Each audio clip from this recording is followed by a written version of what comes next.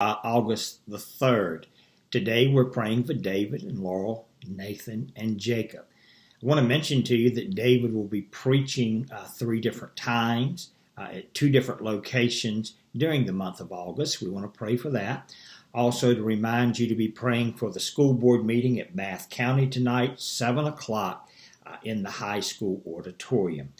Today we move into chapter 41 of the book of Genesis.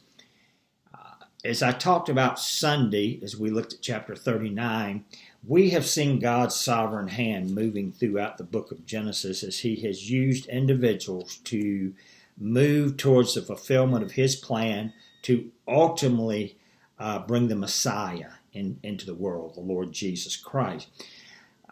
But in the life of Joseph, that sovereignty just really stands out. How he is working his plans and purposes through this one called Joseph. And Matt yesterday talked about the prisoner's dreams. You know, Joseph is in that prison because he chose integrity, not to sleep with Potiphar's wife, and it gets him in prison. And so the 2 prisoners have these dreams. And the chief butler, Joseph, interprets his dream. And he promises him that Pharaoh is going to restore him to his position. But there's something interesting here. Matt talked about how Joseph gave credit to God. He does it here in chapter 31 or 41, that interpretations belong to God. But Joseph says to this butler, who is a prisoner with him, when you do get out and you're restored to your position, just remember me to Pharaoh, that it'll go well with me. Because he tells him why he's there. So he simply says, tell Pharaoh my case. Well, we come to chapter 41, and it starts off this way. Then it came to pass at the end of 2 full years that Pharaoh had a dream. What's the 2 full years?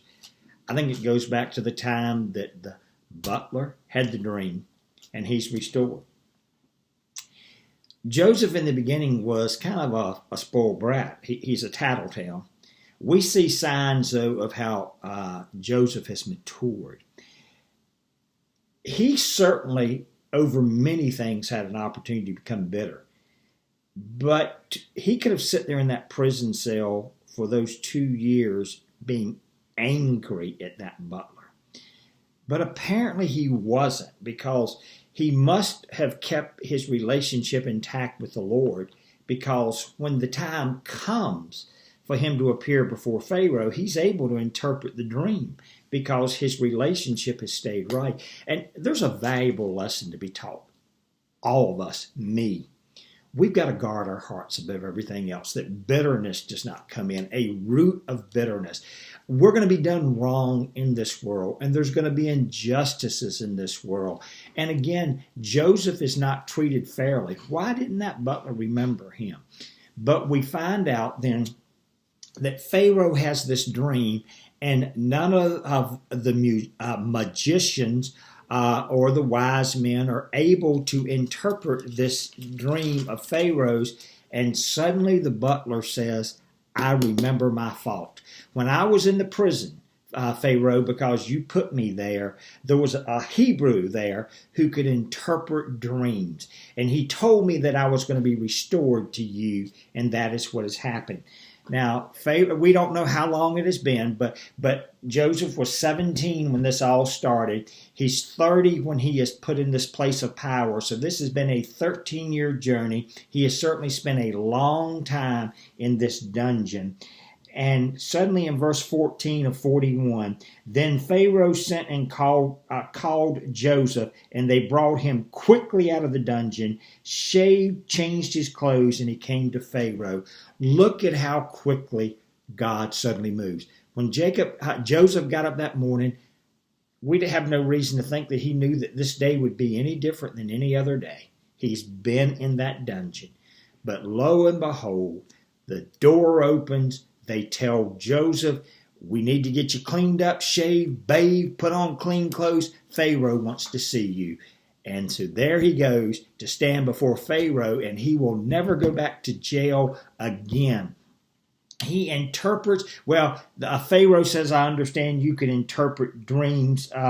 Joseph makes it very plainly, it is not me, but God will give Pharaoh the answer of peace. So Joseph interprets the dream for him, and he tells him there's going to be the 7 years of plenty, and there's going to be the 7 years of famine. But he doesn't stop there. He actually tells Pharaoh what he needs to do. He says, you need to put somebody in administration in Egypt who can handle this, so that during the 7 years of plenty, food is put aside to be able to take care of the 7 years of famine. And that's kind of where this chapter, this part of the chapter ends. Matt will pick up in it tomorrow, but certainly we've got to mention he left the dungeon and he went to the palace, where he becomes number 2 in power. We see God's plan being fulfilled. Hey, God's got a plan for your life. God's got a plan for this country. God has a plan for the world. The ultimate plan is Jesus is going to rule and reign for all eternity. And because of his mercy, he has adopted us as his very own. You be blessed today. Thank you.